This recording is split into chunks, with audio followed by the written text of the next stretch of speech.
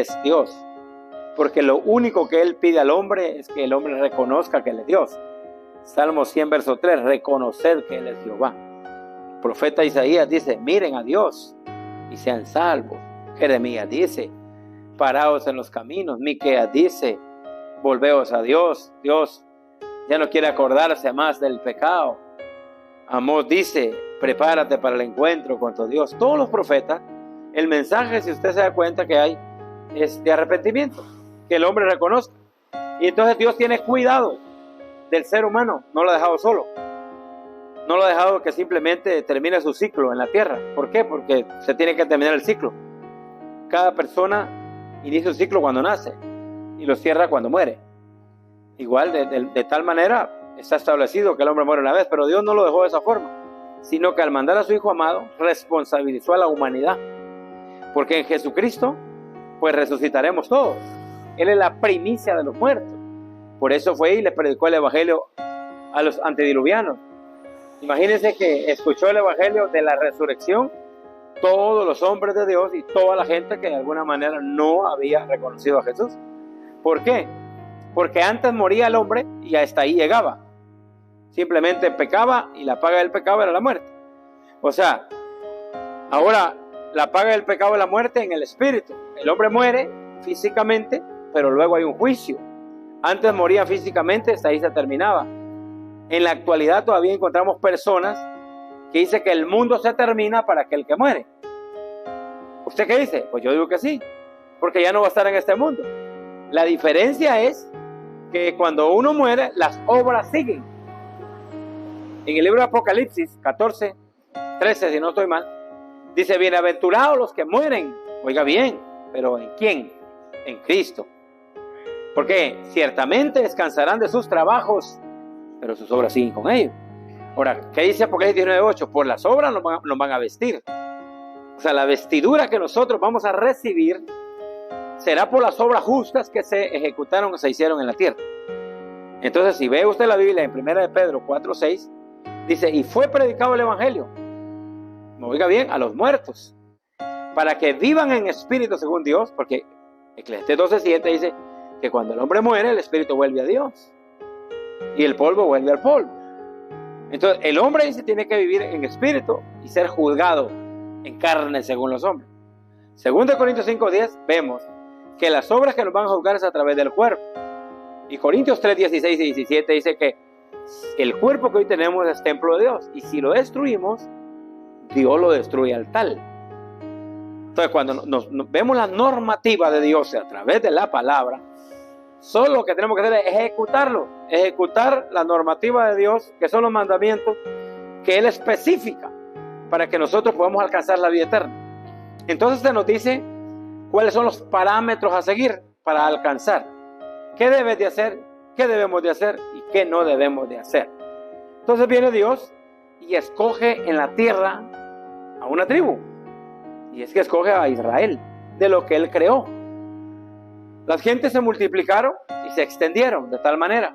Pero Dios observó geográficamente y puso un punto geográfico y vio a Israel. Y dijo, este es el pueblo que yo voy a escoger. Ahí voy a habitar. Y comenzó a hablar con ellos. Comenzó a conducirlos. Comenzó a darles cosas que ellos ni se imaginaban. Cosas sobrenaturales. Como por ejemplo, cosas que uno nunca ve. Como la fe, por ejemplo. Como el sanar solo al ver una serpiente porque les faltaba la fe. Como el pasar el mar rojo en seco. Como el pasar el Jordán en seco. Como golpear una piedra y salir agua. Como que descendiera maná del cielo y comiera. Cosas como esas que solo las puede hacer Dios. Que solo las puede hacer alguien que pues lógicamente sea el dueño de todo. Que solo diga que se hace y se hace. Como le dijo el centurión, di la palabra y hecho está. Y ese Dios sigue vivo. Ese Dios pues es misericordioso, es piadoso, es amoroso, perdonador, pero también es un Dios celoso. Entonces, porque todas las cosas buenas que Él tiene las podemos abrazar, pero también miremos qué es lo que no le gusta a Él. Y es que es un Dios delicado. Y hay cosas que realmente a Dios no le parecen. Y como si nosotros optamos por ser sus hijos, por seguirle a Él, tenemos que estar de acuerdo a lo que Él dice. ¿Por qué? Porque Él tiene un manual. Y el manual es la palabra. Ahí están los mandamientos, estatutos, decretos. Y entonces dice, yo decido seguir a Jesús. Y en el momento que decido ser parte de su proyecto, tengo que sujetarme a Él. ¿Qué le dijo Él a Pedro? Antes ibas donde tú querías ir. Ahora no. Ahora vas donde no quieres. Porque hay alguien que te ciñe ahora. Hay alguien que te ordena.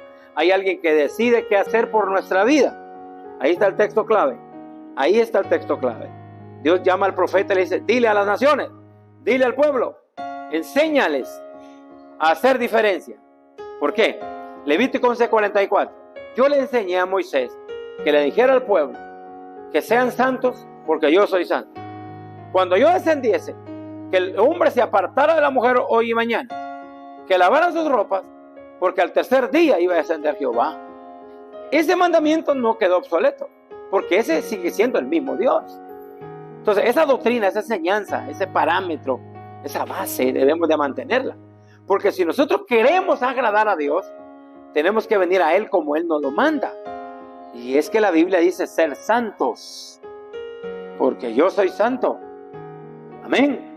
Y luego, lógicamente, se distribuye la enseñanza en los profetas, en los jueces, como Samuel, ejemplos como Elí, que prefirió amar a sus hijos más que a Dios, terminó lógicamente destronado y aparte de eso pues muerto. Viene Samuel, Sansón, vemos un joven que Dios lo llama para que ejecute los proyectos de Dios y defienda a su pueblo, que pelee por su pueblo, pero administró mal lo que Dios puso en él.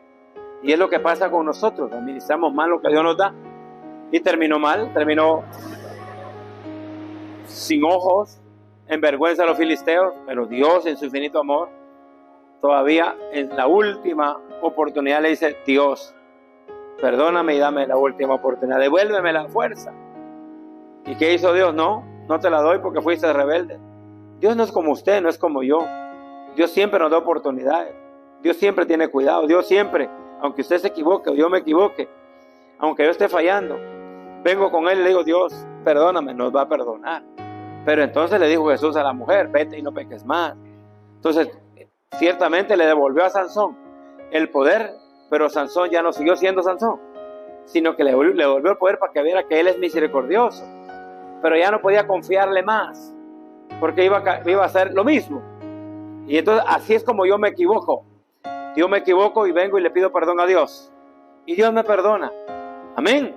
Pero el problema es que no puede confiarme otra vez, porque Él sabe que voy a volver lo mismo, porque soy ser humano, soy débil. Pero me perdona y tiene misericordia. Y le devolvió a Sansón el poder. Y mató más filisteos de los que había matado en toda su historia. Pero lo que yo veo aquí no es el acto que mató a filisteos, sino la misericordia de Dios y el proceso que se pasa cuando somos desobedientes. El proceso que se pasa cuando no escuchamos a Dios atentamente. El proceso que llevamos cuando creemos que lo sabemos todo y que al final no le damos la gloria al que gloria merece, que es Dios. Amén. Entonces, viendo esto, nos damos cuenta que al final de todo, lo único que Dios quiere es que estemos con Él. Pero, lógicamente, debemos de cumplir ciertos requisitos. Primero, debemos de arrepentirnos. Segundo, debemos de convertirnos.